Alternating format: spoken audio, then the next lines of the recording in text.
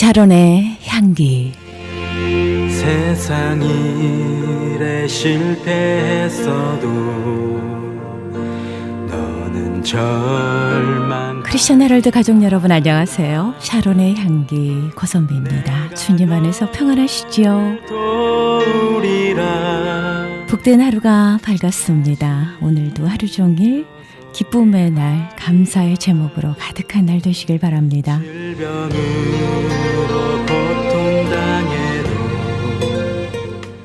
세네카는 이렇게 말합니다. 육지를 향해 헤엄을 치면서 가방을 가져갈 순 없다라고요. 일상에 도움되지 않는 나의 삶을 짓누르는 불필요한 짐을 이제는 그만 내려놓자고요. 나의 삶의 질을 해치는 것들 혹시 있을까요? 죄의 유혹, 그리고 근심, 걱정, 일을 복잡하게 만드는 것들, 복잡한 일상들 단순화시키는 노력이 필요하지 않을까 싶습니다. 무거운 십자가 다 내려놓으시고요. 주님 앞에 맡기시고 주님을 바라보시는 복된 하루 되시길 바랍니다.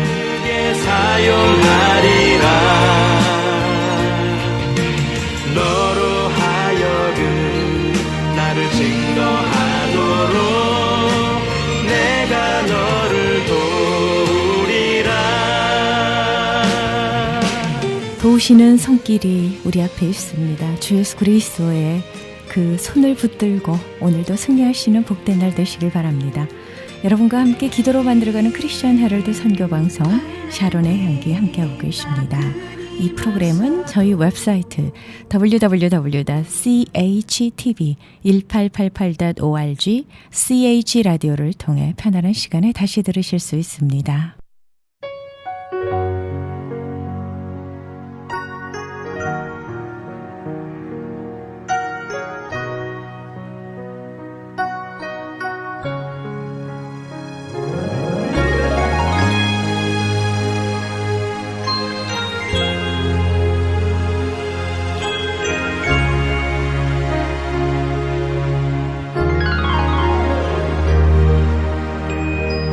갈보리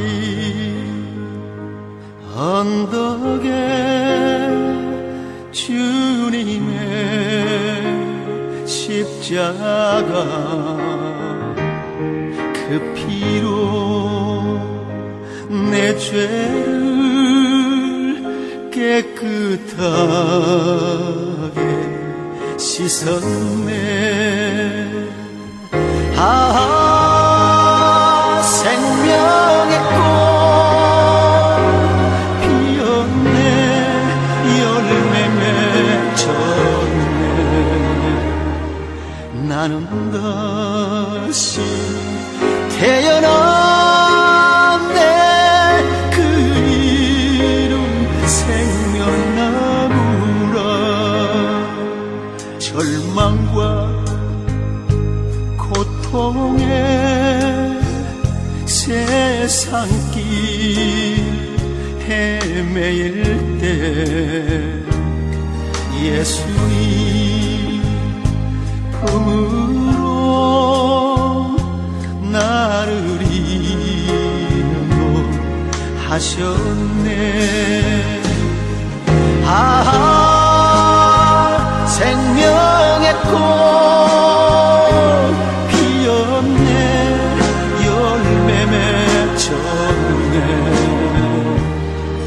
나는 다시 태어났네.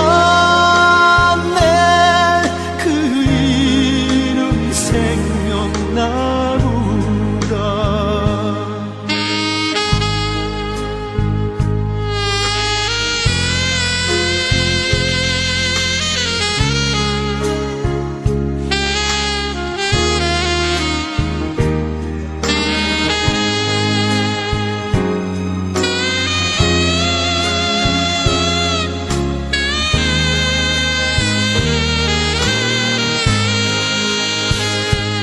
지나온 인생길 부끄러운 뿐이지만 주님의 은혜로 감사만이 넘치네. 아, 생명의 꽃 피었네. 열매 맺혔네. 나는 다시 태어났네. 그 이름 생명나무라. 나는 다시 태어났네. 그 이름 생명나무라.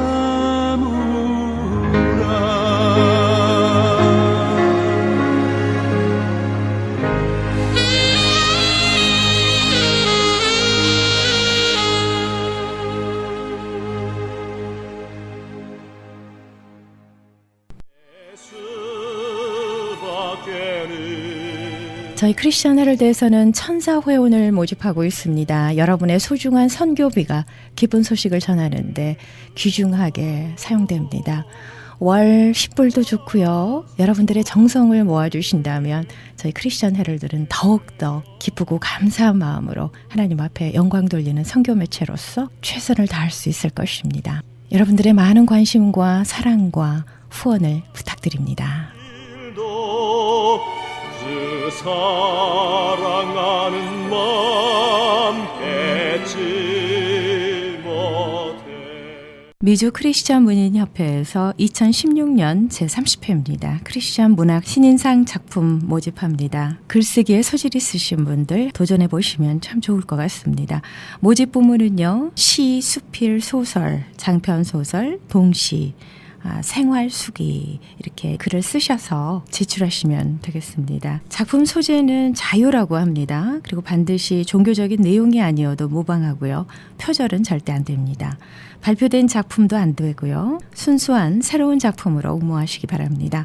응모 마감일은 5월 30일까지입니다. 자세한 문의는 전화번호 소개를 해드립니다. 213-249-0771 213-249-0771 그리고 310-982-0011 310-982-0011번으로 문의하시면 되겠습니다.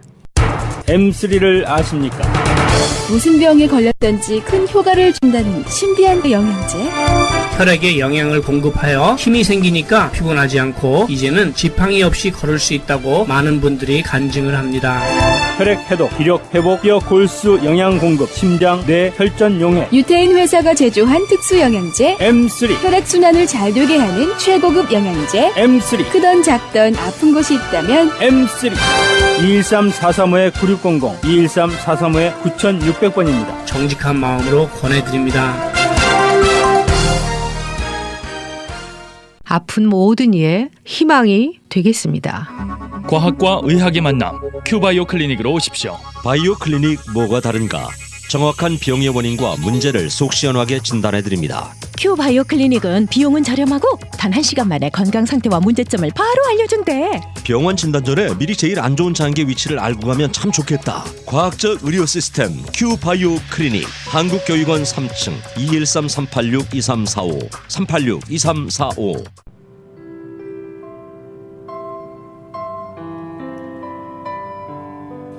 복된 날 생명의 말씀 주십니다. 얼바인 열린교회의 이선영 목사님께서 고린도후서 3장 1절에서 11절까지의 본문 말씀으로 새 언약과 옛 언약이라는 설교 제목으로 축복의 메시지 주십니다. 은혜의 시간 되시길 바랍니다.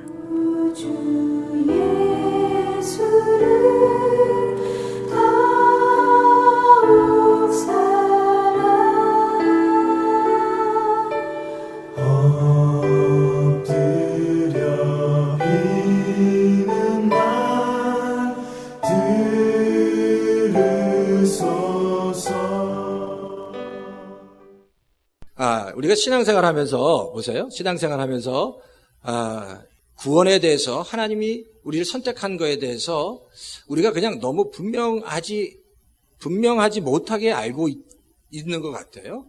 교회는 오래 다녔는데 도대체 어떻게 하나님께서 구원하셨는지 오늘 소위 말씀 이 성경 주제에서 너무너무 중요한 이 새 언약과 옛 언약에 대해서 이 복음에 대해서 정확하게 들어본 적이 많지 않다는 겁니다. 그래서 오늘 그 이야기를 하려고 해요. 그러니까 아주 좀 정신 바짝 차리고 저를 보십시오. 그리고 잘 이해를 하십시오. 조금 설명을 하기 때문에 스토리가 아니라 이게 설명을 해야 되니까 조금 어려울 수 있는데 잘 명심해서 좀 이렇게 집중해서 저를 좀 보시면서 이렇게 눈을 좀 마주치면서 그렇게 말씀을 좀 오늘 이 아침에 좀 같이 나눴으면 좋겠습니다.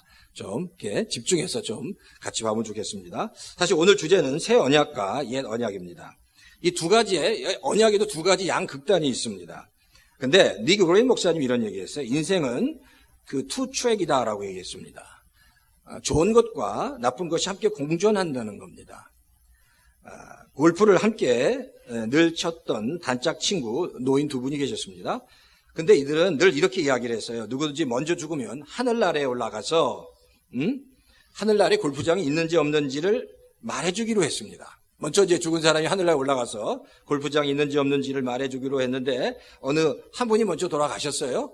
그래서 며칠 후에 돌아가신 약속대로 죽은 노인이 꿈에 나타났습니다.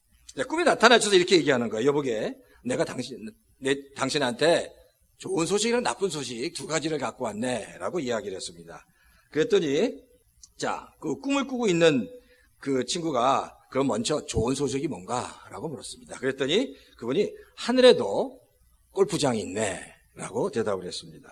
그런데 그러고 나서 그럼 나쁜 소식이 뭔가? 라고 물었더니 근데 그 하늘에 있는 골프장에 다음 주에 당신이랑 나랑 라운딩 하기로 예약이 잡혀 있다네 라고 얘기했다는 거예요. 자, 이 이야기는요, 우리가 굉장히 좀 얻을 수 있는 몇 가지 교훈이 있습니다. 인생의 교훈이 있습니다. 제가 앞에 말씀드린 것처럼 인생의 투추액이라는 얘기입니다. 좋은 일도 있지만 나쁜 일이 항상 같이 공존한다는 겁니다. 항상 같이 있습니다. 제가 아까 말씀드린 릭 워렌 목사님은 우리가 너무 잘 알듯이 이 조금만 30분만 내려가면 새들백 교회를 창립한 목사님입니다. 근데 정말 세계적으로 유명한 목사님이십니다. 근데 사실 릭 워렌 목사님은요, 어릴 때부터 우리가 잘 아는 간질병을 심하게 알아서 학교를 가지 못할 때가 많이 있었다고 합니다. 간질 때문에 제대로 이 학업을 하지 못했다라는 겁니다. 좀 구체적인 병명이 뇌기능 부전증이라는 병인데 이 뇌기능 부전증이라는 병이 뭐냐면 긴장을 하면요, 우리 안에 있는 아드레날린이 막 분비가 된대요. 그래갖고 아드레날린 너무 많이 분비가 되면 갑자기 현기증이 나면서 앞이 보이지 않고 머리가 깨질 듯 아프고 과도하게 두려움이 몰려온답니다. 근데 그 두려움이 어떻게 몰려오냐면 엠파이어 스테이트 빌딩 맨 위에서 손가락 하나로 딱 자기를 이렇게 의지하면서 이렇게 있는 것처럼 느껴진다는 거예요. 그러니까 너무 잘못하면 이제 죽는다라는 겁니다. 까딱하면 나는 죽는다라는 큰 두려움이 사로잡히는 거예요. 근데 문제가 뭐냐면 목회자가 설교하기 전에 굉장히 성령 충만하기도 하지만 굉장히 긴장이 됩니다. 그러니까 설교할 때마다 항상 때때로 그 찾아오는 그 간질, 그 뇌기능 그 부전증이 찾아오면 넋이 괴로워서 제대로 설교를 하지 못한다는 거예요. 근데 놀라운 건 그 니고렌 목사님이 이런 간증을 하는 거예요.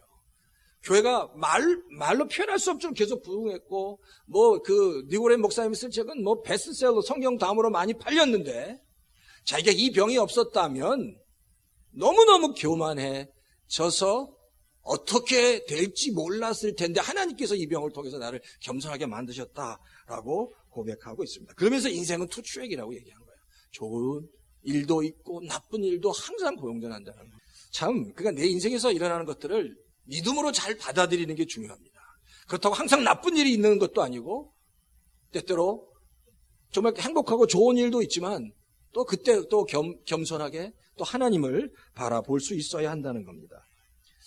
사실 고린도 교회, 지금 오늘 이제 이 본문이 고린도 교회에 관한 이야기인데 고린도 교회에는 굉장히 심각한 문제가 있었습니다.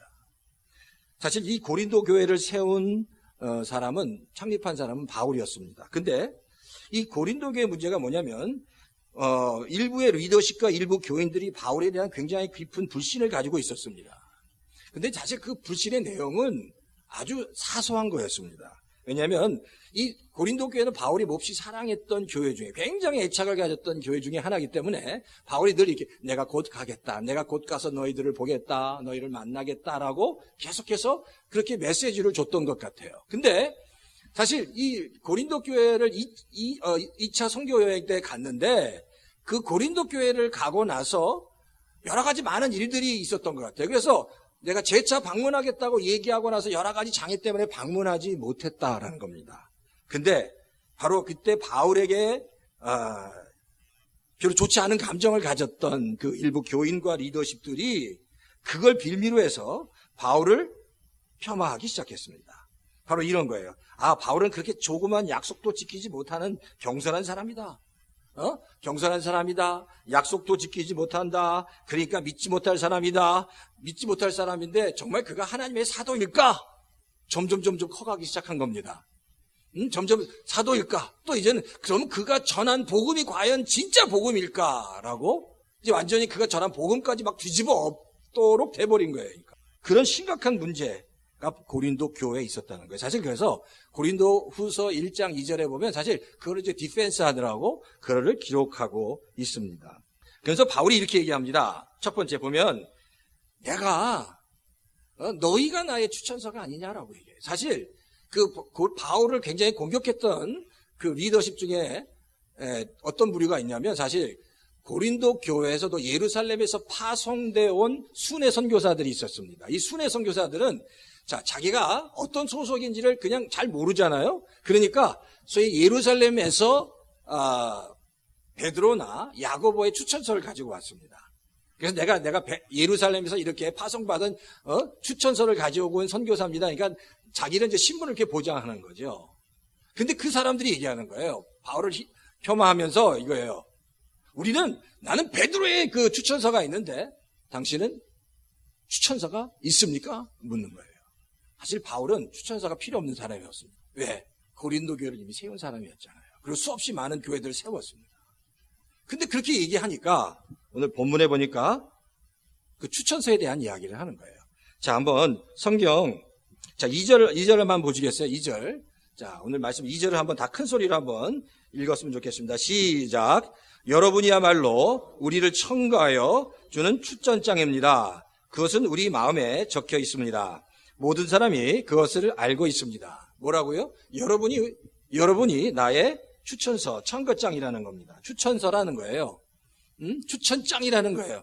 나는 베드로의 추천장도 필요 없고 야곱의 추천장도 필요 없고 당신들이 내 추천장이 아닙니까? 추천서가 아닙니까? 라고 바울이 고백하고 있다라는 겁니다. 사실 지금 바울의 이야기는 이거예요. 황당한 얘기예요. 왜 황당하냐? 꼭 이런 겁니다. 자식이 자기를 낳은 부모에게 어머님, 당신이 내 부모인지 확인증을 좀 끊어주십시오라고 얘기하는 거 똑같은 거예요. 아니 자식이 부모한테 당신이 진짜 내 부모인지 좀 확인증을 좀 끊어주십시오랑 똑같은 거예요. 왜? 지금 바울은 이미 고린도 교회를 세웠고 수없이 많이 정말 기도했고 복을 뿌렸는데 갑자기 당신 추천서를 좀 보여달라고 하니까. 근데 마태복음 7장 20절에 보면 성경이 이렇게 말씀하고 있습니다. 그들의 열매로 그들을 알 수 있다라고 얘기합니다. 바울은 얘기하는 거예요. 너희가 나의 추천서가 아니냐. 너희가 나의 열매가 아니냐. 내가 또 다른 무슨 열매를 너희에게 보여줄 수 있느냐라고 말합니다. 너무 답답한 거예요.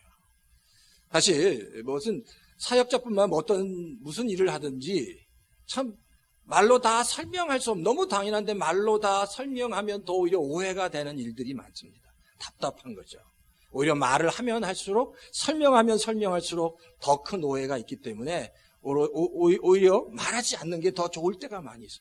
제가 생각하는 바울이 지금 그런 심정이 아니었을까. 좀 그런 답답한 심정이었다라는 거예요. 왜? 너희가 나의 열매가 아니냐? 너희가 나의 추천장이 아니냐라고 바울이 그들에게 얘기하고 있다는 거예요. 그러면서 두 번째로 나를 부르신 분은 사람이 아니라 하나님이다라고 얘기합니다. 나를 부르신 분은 하나님이 나를 부르셨다. 이 부르심에 대해서 얘기해요. 부르셨고 하나님이 나를 쓰셨다라고 얘기해요. 자, 한번 5절 한번 보시겠어요? 5절 3장 5절 한번 다 같이 한번 읽겠습니다. 3장 5절 자, 시작.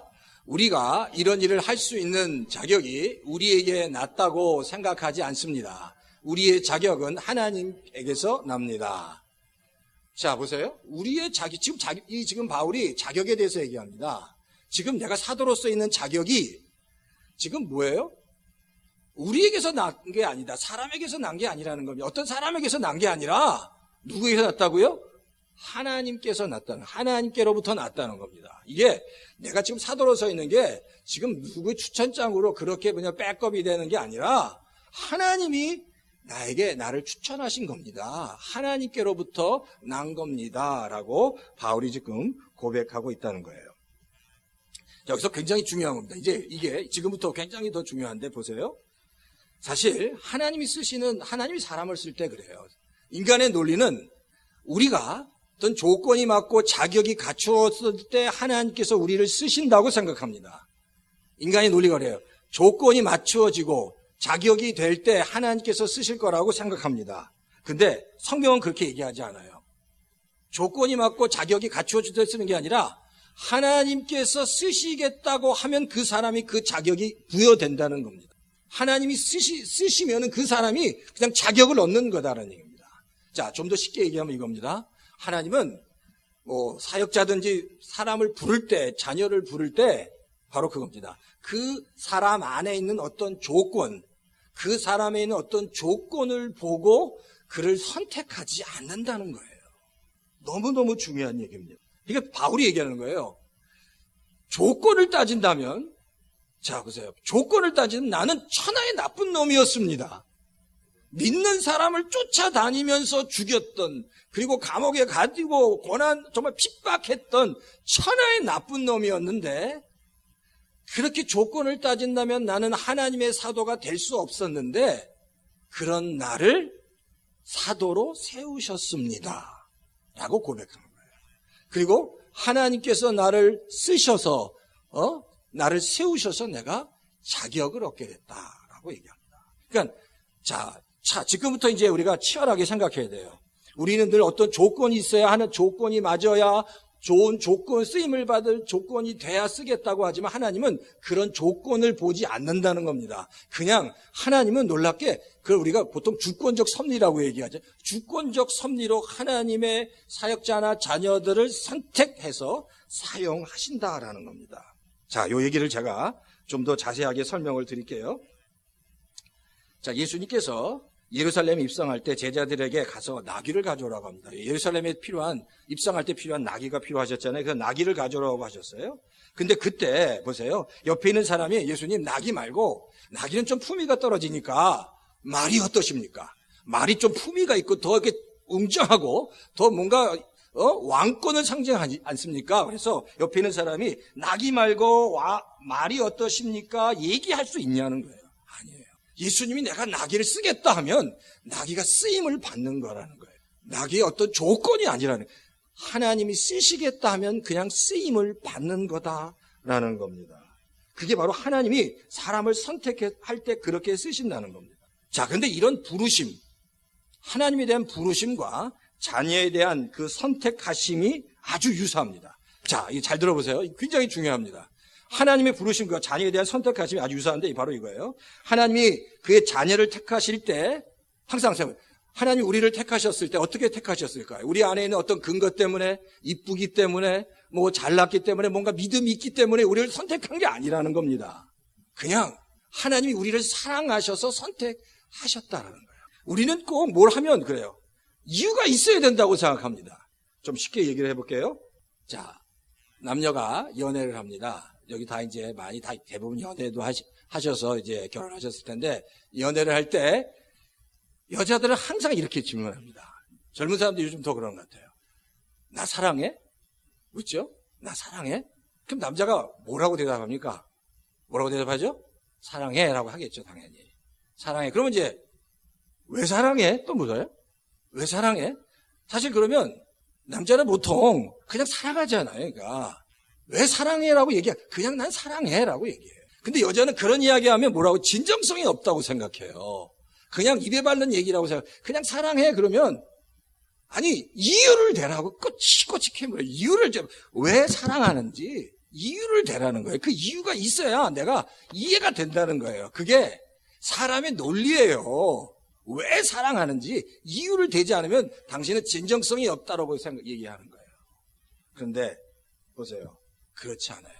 정말 사랑은 이유 때문에 사랑하는 게 아니라는 거예요. 그러면 이뻐서 사랑합니까?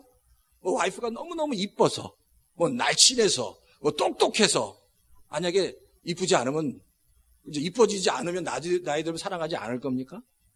만약에 좀 나이가 들어서, 이게 두리뭉실해지면 안 사랑할 겁니까? 조건이 따지면은 그건 조건이 없어지면 사랑할 수 없다는 거예요. 근데 하나님은 조건 없이 사랑하신다.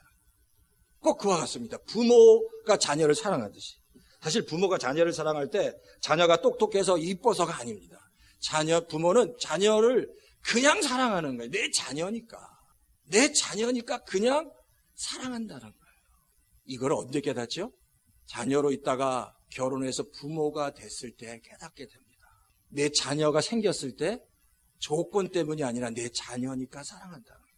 내 자녀니까 그냥 사랑하는 거예요. 어떤 날 깽판을 치고 난리를 치고, 어저께 우리 자슈아가 농구를 하다가 다리가 겹질려서 이멀전스에 갔다 오고 막 말깍 뒤집혔습니다. 하여튼 무슨 사고를 당하던 일을 벌려도 그런 것과 상관없이 그냥 내 자식이니까 사랑한다는. 근데 보세요. 그게 하나님의 마음이에요. 이게 정말 깨달아져야 됩니다. 이게 복음입니다. 우리 안에 어떤 것이 있어서 내가 너를 자녀 삼은 게 아닙니다. 그냥 하나님은 우리를 그냥 사랑하셔서 우리를 자녀 삼아 주셨다는 거예요. 근거가 있는 게 아니에요. 그냥 우리는 그냥 말도 안 되는 그냥 일반적인 하나님의 사랑을 받고 자녀가 된 거예요. 그러니까 정말 감사해야 할 일인 거예요. 정말 하나님이 그냥 우리를 사랑한 거예요. 내가 이쁘고 착해서가 아니라. 이게 우리에 대한 하나님의 사랑이에요. 근데 이 사랑이 깨달아지면 내 삶이 변하는 거예요. 이게 복음이에요. 이게 머리로가 아니라 정말 하나님이 그냥 나 아무 상관없이 그냥 나를 다 품어주시는 거예요. 내가 이뻐서 똑똑해서 교회 봉사를 잘해서가 아니라는 겁니다. 이게 하나님의 말로 할 수 없는 큰 사랑인 거예요. 성경에 보면 하나님이 이스라엘 백성을 선택한 이유가 나옵니다.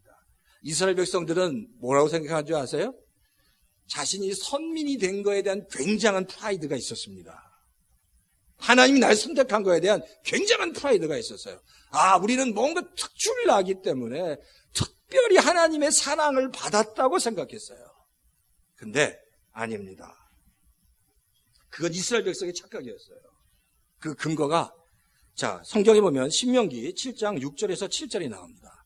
한번 신명기 6장 7절 7장 6절 7절 다 같이 한번 읽겠습니다. 시작. 너는 여호와 내 하나님의 성민이라. 내 하나님 여호와께서 세상 만민 중에서 너를 자기 기업의 백성으로 택하셨나니 여호와께서 너희를 기뻐하시고 너희를 택하심은 너희 가운데 다른 민족보다 수요가 많기 때문이 아니니라. 너희는 오히려 모든 민족 중에 가장 적으니라. 선택한 이유가 많아서 커서 대단해서가 아니라 오히려 작고 보잘것없기 때문이라는 얘기예요. 그러니까 사실 이 얘기는 뭐냐면 하나님이 이스라엘 백성을 선택한 건 그들 안에 뭔가 이유가 있다는 게 없는 거예요. 그러니까 그냥 선택한 거예요. 보잘것없지만 하나님이 그냥 너희를 선택했다는 거예요. 이게 하나님의 일방적인 선택이에요. 우리는 그런 하나님의 일방적인 선택으로 이 자리에 와 있는 거예요. 한량없는 그 하나님의 은혜로 사랑으로. 이게 내가 그냥 말로 다 할 수 없는 이런 하나님의 큰 사랑을 이렇게 받은 존재구나라는 사실을 우리가 알아야 된다는 겁니다. 그러니까 그거예요. 이게 왜 중요한 줄 아세요? 내가 분명 하나님의 자녀다라는 정말 큰 하나님의 사랑으로 내가 자녀가 됐다는 그 자녀에 대한 의식이 있으면 담대함이 생기는 거예요. 신앙생활 할 때도 항상 그런 거죠. 하나님이 내 앞에 정말 나와 함께 하시나? 하나님이 내 옆에 계시나? 내가 힘든데 지금 하나님이 나를 도와주실까? 내가 지금 이 고난 가운데 있는데 과연 하나님께서 나를 일으켜 세워주실까? 새 힘을 주셔서 이 어려움 가운데 벗어날 수 있게 해주실까? 아니면 하나님이 어떤 이겨나갈 수 있는 힘을 주실까라고 고민하는 이유는, 가장 큰 이유가 아직 하나님의 자녀됨에 대한 확신이 없으니까 하나님이 나를 도와주시지 확신이 안 서는 거예요. 이 땅을 살아가면서 수없이 많은 고난들이 오고 어려움이 있는데, 우리 성도님 한 분 한 분에 대해서 내가 분명히 하나님의 정말 사랑을 받고 선택받은 자녀라는 확신만 가지면 그 믿음이 생깁니다. 내 아버지가 하나님인데 내가 지금 조금 힘들지만 하나님께서 해주시겠지라는 영적인 그 믿음과 저력이 나오는 거예요. 그러니까 내가 하나님의 일방적인 사랑으로 선택받은 자녀라는 그 확신이 너무너무 중요해요. 어려운 일 당하시잖아요. 살면서 앞으로도 어려운 일이 있을 거고, 그때 어떻게 하나님이 내 아버지 되시고 나는 그 아버지의 일방적인 사랑으로 자녀된 아무개입니다. 하나님이 하실 것입니다. 이 장애를 치워버리시든지 나를 그 장애를 넘어갈 수 있는 힘을 주시든지 하나님이 하실 줄 믿습니다라는 담대함이 그때 생기는 거예요. 그러니까 그것부터 오늘 이 아침에 그걸 나는 내 어떤 조건이 아니에요. 내가 아무리 부족해도 아무리 연약해도 조건이 아니라 그냥 하나님이 나를 품어주신 거예요. 그냥 안아주신 거예요. 그냥 안아주시는 거예요. 그 하나님의 그 사랑과 그 은혜를 다시 한번 가슴속에 깊이 새기시는 우리 열린교회 성도님 다 되시기를 주의 이름으로 축원합니다. 자, 두 번째는, 보세요. 두 번째. 그 다음 두 번째는요, 새 언약과 옛 언약. 이 두 언약에 대한 정의와 차이가 뭐냐는 거예요. 이게 또 너무너무 중요한 거예요. 옛 언약과 새 언약의 정의와 그 차이. 자, 6절에 나와 있어요. 6절 한번 보세요. 6절. 자, 6절. 다 같이 한번 몇 사람만 읽지 마시고 다 같이 한번 큰 소리로 한번 읽겠습니다. 자, 그러면서 다시 한번 이렇게 리마인드 하면 좋겠어요. 자, 큰 소리로 시작. 하나님께서 우리에게 새 언약의 일꾼이 되는 자격을 주셨습니다. 이 새 언약은 문자로 된 것이 아니라 영으로 된 것입니다. 문자는 사람을 죽이고 영은 사람을 살립니다. 7절에 보면 돌판에다 문자로 새긴 율법을 선포할 때에도 광채가 났습니다라고 얘기합니다. 자, 그럼 보세요. 이 너무너무 중요한, 옛 언약, 이 올드 테스트먼트예요. 올드 테스트먼트, 올드 커버넌트, 뉴 커버넌트. 새 언약, 옛 언약, 올드 커버넌트, 뉴 커버넌트예요.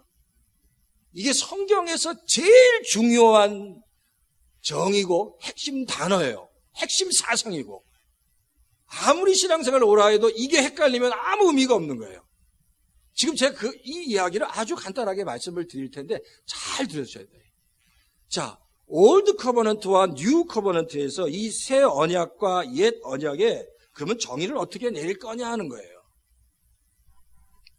자, 그럼 옛 언약은 바로 이겁니다. 무엇으로 새겼냐는 것, 어디에 새겼냐는 것. 7절에 보니까 돌판에 문자로 새겼다고 얘기해요. 옛 언약은 모세에게 준 돌판에 문자로 새겼어요. 그리고 그거를 모세에게 줬어요. 그 새 언약은, 새롭게 준 언약은 사실 그 새 언약의 대표적인 인물은 바울이에요. 근데 바울에게 그 준 새 언약은 어디에 기록됐냐면 성경에 보니까 영으로 기록됐다라고 얘기합니다. 자, 6절 하반지에 나오죠? 문자로 된 것이 아니라 영으로 사람의 마음속에 이렇게 인스크라이브 다 새겨 넣었다라는 거예요. 그게 새 언약, 영으로, 성령으로 사람의 마음에 새겨 넣었다는 거예요. 그게 뉴 커버넌트예요. 뉴 커버넌트. 새 언약이라는 거예요. 자, 그럼 보세요. 그럼 옛 언약에서 제가 설명을 드릴게요. 잘 들어보세요. 옛 언약은 한마디로 얘기하면 율법이에요. 자, 율법인데, 그러면 율법을 비유로 설명할 게 뭐냐면, 율법을 비유로 설명할 때 거울이라고 생각하면 좋아요. 자, 율법을 이제 거울로 비유할게요. 자, 그러면 거울은 뭡니까? 거울은 우리가 거울 앞에 서면 우리가 가지고 있는 더러움이 거울에 다 드러납니다. 우리가 거울 앞에 섰을 때 우리가 뭐 이렇게 이런 게 막 더러운 게 묻어 있으면 그걸 다 볼 수 있어요. 근데 꼭 율법이 그렇다는 거예요. 율법 앞에 서 있으면 우리가 지은 죄들이 다 드러나도록 돼 있다는 겁니다. 그러니까 율법이 거울과 같다는 거예요. 거울이 우리의 더러움을 다 보여주듯이 율법이 우리의 더러움을 다 보여주는데, 문제는 뭐냐면 거울 앞에 섰을 때 우리의 더러움이 다 드러나지만 보세요. 거울이 우리의 더러움을 깨끗게 해줄 수 있습니까? 없습니까? 없어요. 거울은 우리의 더러움을 깨끗게 해줄 수 없고 그냥 보게만 할 뿐이에요. 근데 율법이 그렇다는 거예요. 보게만 해줘요. 율법은 우리의 그 더러운 것을 해결해 주지 못하는 게 율법이고, 그게 옛 언약이라는 거예요. 우리가 더럽다, 지저분하다고 지적을 해주는데 우리가 그 더러운 것을 해결해 줄 수 없는 것이 바로 옛 언약이라는 거예요. 율법이라는 거예요. 근데 새 언약이 뭐예요?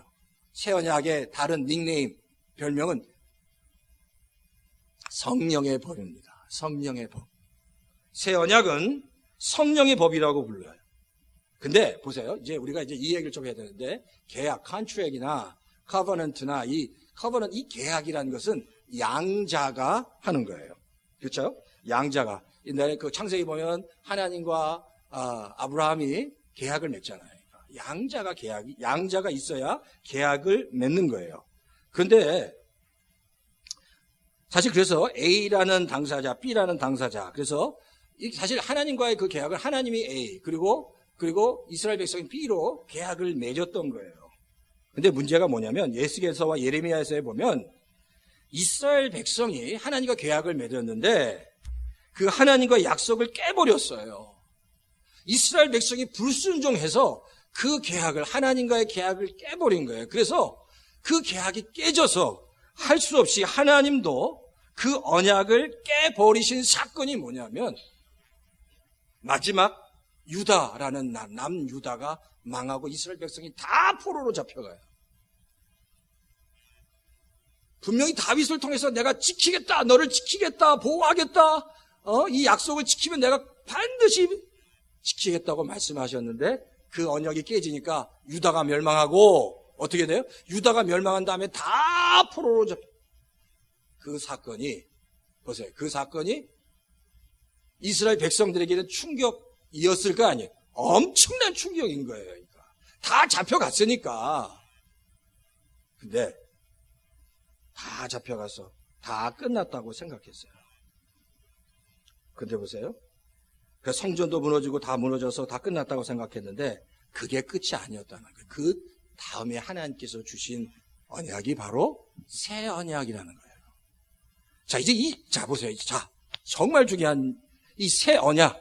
자, 그러면 이 새 언약에 대해서 하나님이 어떻게 말씀하시는지 예레미야서 31장 31절을 한번 보죠.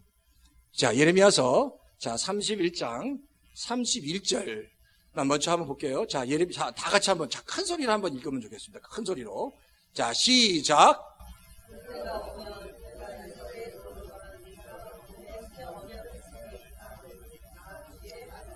예, 그때가 오면 뭐라고요? 내가 이스라엘 가문과 유대 가문의 새 언약을 세운대요.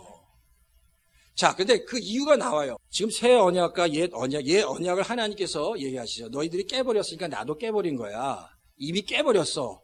그리고 나서 이스라엘 가문에게 새 언약을 주겠다. 뉴 커버넌트를 주겠다고 말씀하시는 거예요. 그럼 뉴 커버넌트가 뭐냐는 거예요. 이 뉴 커버넌트, 새 언약의 정의는 바로 그거예요. 자, 하나님이 볼 때 더 이상 하나님의 백성이 이 언약을 지킬 수 있는 능력이 없는 거예요. 옛 언약을 보니까 더 이상 이 백성이 하나님과 계약을 맺어도 그 계약을 지킬 수 있는 능력이 없는 거예요. 그래서 하나님께서 그 하나님의 백성들에게 그 새 언약을 지킬 수 있도록, 그 언약에 순종할 수 있도록 성령을 보내주시는 거예요. 성령을 보내주셔서 순종하게 하시고, 하나님 편에서는 또 죄값을 치러야 되죠. 그 죄를 지면 다 죄값을 치러야 되잖아요. 그러니까 하나님이 사람이 지은 죄에 대해서 다 죄값을 치르도록 친히 예수님을 십자가에 달려 죽게 하셔서 다 해결해 주신 거예요. 자, 다 쉽게 얘기하면 바로 이거예요. 사람이 해야 되는 사람이 하지 못하니까, 실패할 수밖에 없으니까, 순종할 수 없으니까 성령을 통해서 순종하게 만들고, 그 하나님이 스스로 아들을 보내셔서 십자가에 달려 돌아가시게 하셔서 그 모든 것을 회복시킨 거예요. 이 이야기는 뭐냐면, 사람이 해야 될 분, 하나님이 하셔야 될 부분을 다 하나님이 하셔서 새 언약을 만드셨다는 거예요. 그러니까 한마디로 하나님이 너희는 할 것이 아무것도 없고 내가 북치고 장구치고 다 하겠다는 거예요. 내가 너희를 세우는 것과 죄를 사해줄 모든 것들을 다 해주겠다라는 것이 새 언약이에요.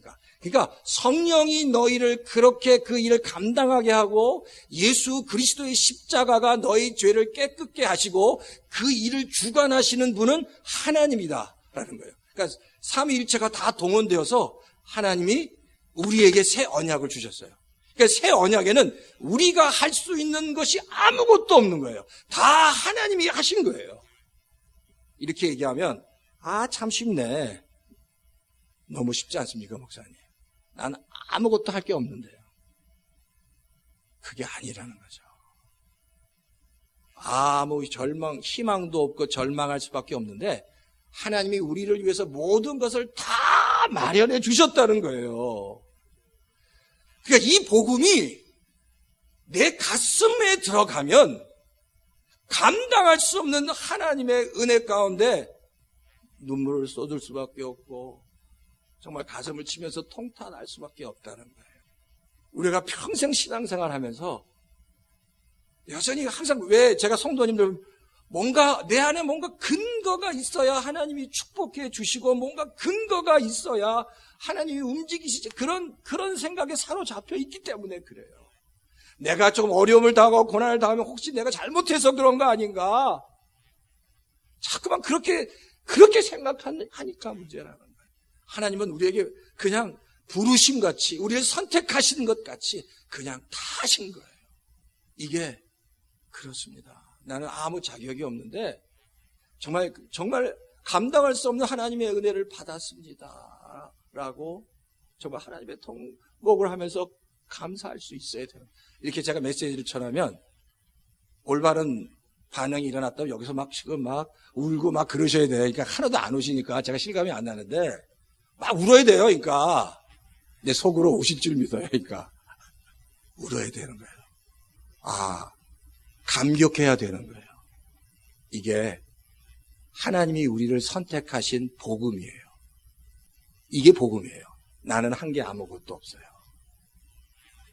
근데 그러면 보세요. 이거예요. 자, 아무것도 안 해도 근데 이게 깨달아지면 그 다음부터 주님을 위해서 하는 일이, 봉사와 헌신이 내가 해야지 해서 되는 게 아니라 내 안에 있는 기쁨으로 되는 거예요. 그거는 억지로 하는 게 아니라 하나님이 주시는 은혜로 하게 되는 거예요.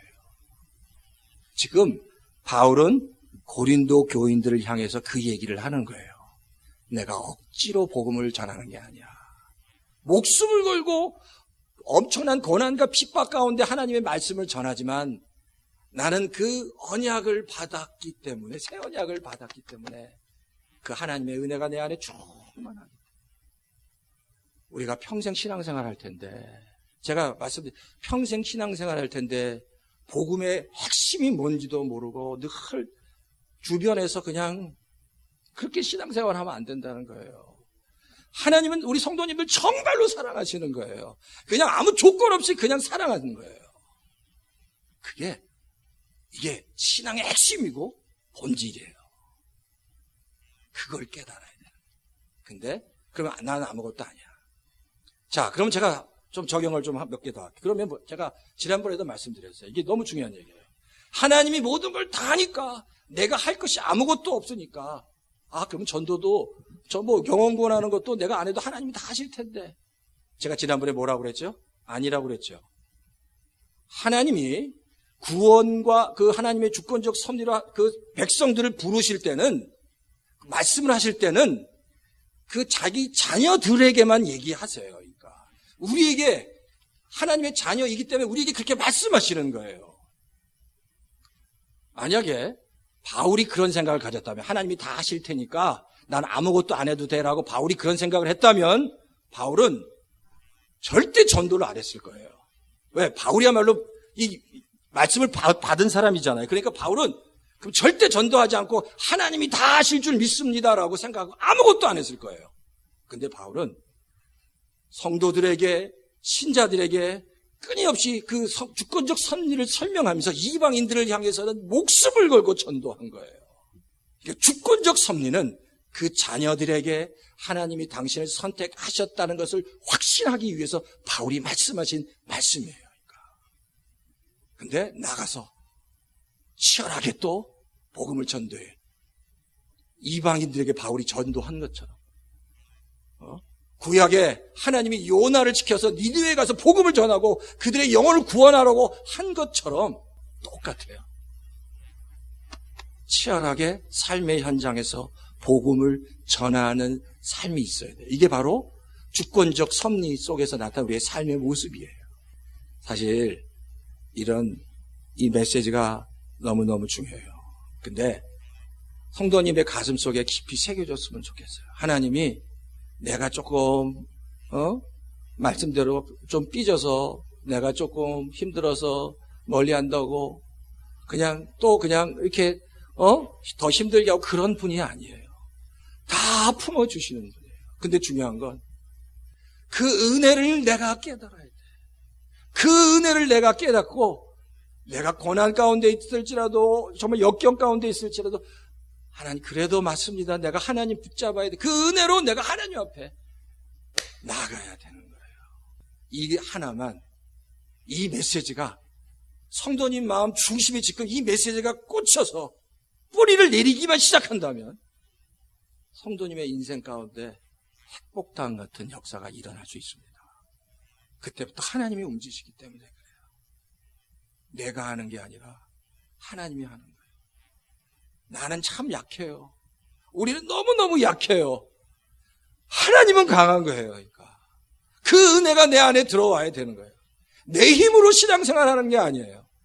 나는 아무것도 아니. 근데 하나님이 그냥 그 주권적 섭리로 찾아오신 거예요. 그리고 하나님이 하세요. 그리고 하나님이 하실 때 우리는 이제 보조를 맞춰서 하나님 부르셨으면, 아까 부르시면 그냥 하나님이 쓰시겠다 하면 그냥 쓰임 받으면 되는 거예요. 나귀처럼. 그런 거예요. 그런 거예요. 나귀같이. 내가 잘난 게 있으면 그런 게 아니에요. 그냥 내가 널 쓸 거야.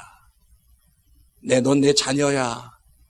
라고 얘기하면 그냥 그 은혜가 그 안에 있는 거예요.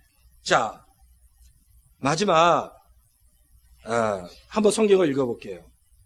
자, 8절 한번 8절부터 한번 읽어보고 마치겠습니다. 8절부터. 자, 하물며 영의 직분에는 더욱더 영광이 넘치지 않겠습니까? 9절입니다. 9절. 자, 다 같이 한번 읽으시겠어요? 11절까지 시작. 유죄를 선고하는 직분에도 영광이 있었으면 의를 베푸는 직분은 더욱더 영광이 넘칠 것입니다. 참으로 이런 점에서 지금까지 영광으로 빛난 것이 이제 훨씬 더 빛나는 영광이 나타났으므로 그 빛을 잃게 되었다고 하겠습니다. 잠시 있다가 사라져버릴 것도 생길 때 영광을 입었으니 길이 남을 것은 더욱 영광 속에 있을 것입니다. 자, 11절만 제가 설명드릴게요. 자, 잠시 있었던 영광이 모세가 시내산에서 있었던 영광, 그것도 대단한 영광이었다는 거예요. 근데 새 언약을 받은 백성이 누릴 영광은 길이 남을, 절대 없어지지 않을 하나님의 영광이 우리 안에 있다는 거예요. 그 영광이 내 안에 있는 것을 우리가 알아야 돼요. 그 영광 가운데 하나님의 능력이 있다는 것을 알아야 돼요. 근데 있음에도 불구하고 안에 있고 그걸 몰라요. 그냥 가난하게 살아간다는 거예요. 그 하나님의 내 안에 있는 큰 영광을 내가 누리며 살아가면 정말 우리 삶 속에서 놀라운 역사가 일어날 텐데 누리지 못하고 있음에도 불구하고 모르는 거예요. 그렇게 살아가지 말자는 거예요. 그 하나님의 영광을 누리면서 살아가자는 거예요. 그게 바로 하나님의 부르심과 새 언약이에요. 자녀로 선택하신. 자, 지금 그 얘기가 지금 다 이렇게 연결된다는 겁니다. 말씀을 맺겠습니다. 하나님의 사랑이 정말 크세요. 우리를 향한 하나님의 사랑이 정말로 크세요. 성도님, 우리가 신앙생활 하잖아요. 근데 제가 제일 안타까울 때 그래요. 교회는 늘 다니면서 정말 핵심 얘기를 꽉 붙잡아야 되는데 그걸 못 붙잡는 거예요. 하나님이 우리를 정말로 그 핵심을 붙잡으면 거기 파워가 나올 텐데 이제 그 영광 가운데 들어가자는 거예요. 길이 남을 그 영광, 내 안에 있는 하나님의 은혜의 영광, 그것으로 날마다 승리하시는 우리 예능계 모든 성도님 다 되시기를 주의 이름으로 축원합니다.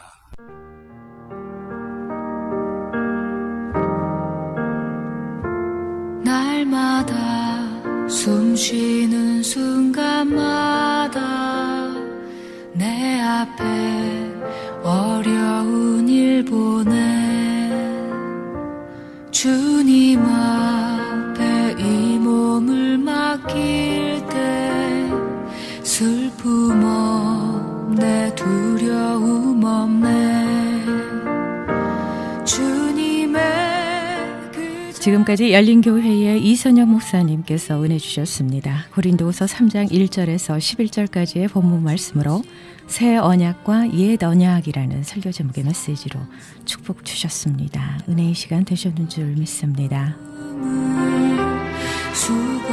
얼바인 열린교회 위치 소개를 해드립니다. 1701 에딩거 애비뉴 산타하나에 자리하고 있습니다. 말씀 듣고 신앙상담 원하시는 분은 714지역 647-9161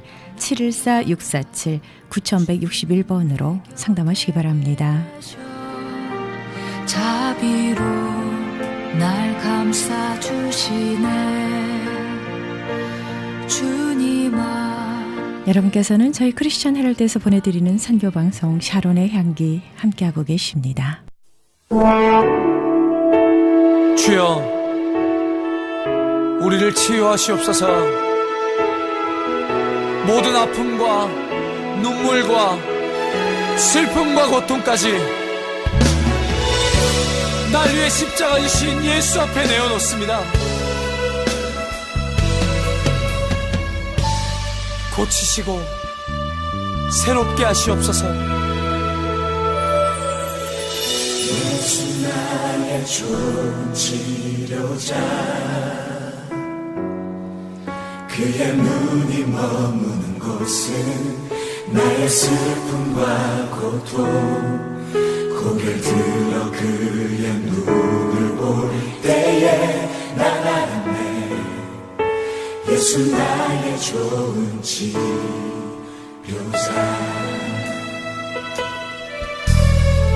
예수 나의 좋은 치료자, 그의 손길이 닿는 곳은 나의 상처와 아픔, 영원히 흐를 것 같았던 눈물 감아줬네. 예수 나의 치료자.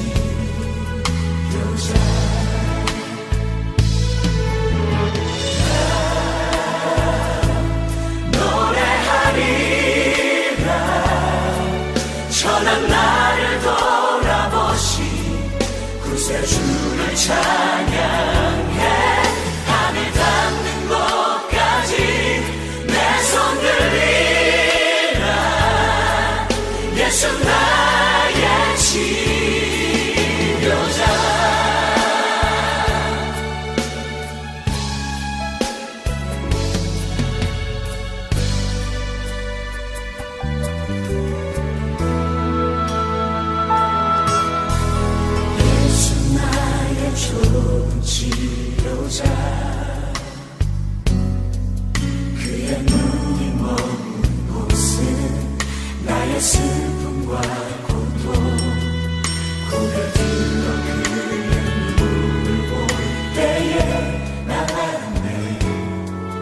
예수 나의 좋은 치료자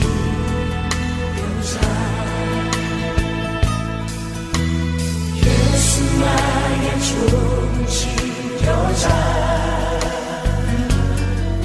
그의 손길이 닿는 곳은 나의 상처와 아픔 영원히 흐를 것 같았던 눈물 다 벗었네 예수 나의 치료자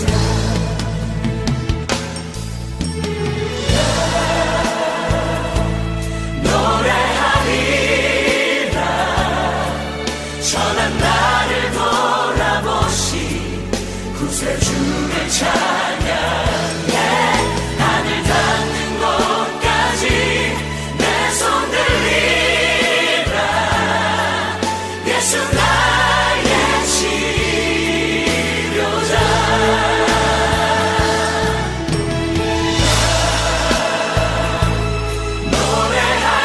노래하리라 전한 나를 돌아보시 구세주를 찬양해 하늘 닿는 곳까지 내 손 들리라 예수 나의 치료자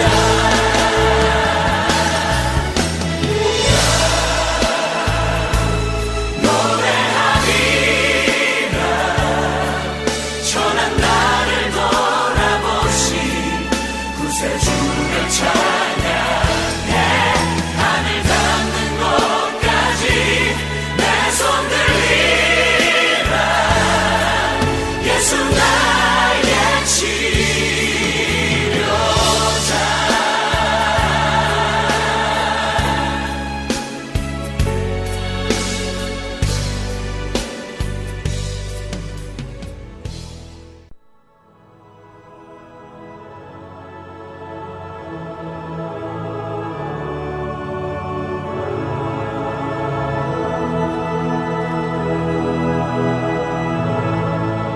예수는 나의 치료자 은혜로운 찬양에 이어서 김수지의 주 임재 안에서 이 찬양 전해드리면서요. 샤론의 향기 여기서 마무리하겠습니다.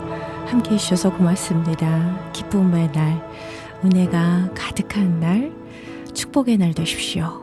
사랑합니다. 샬롬.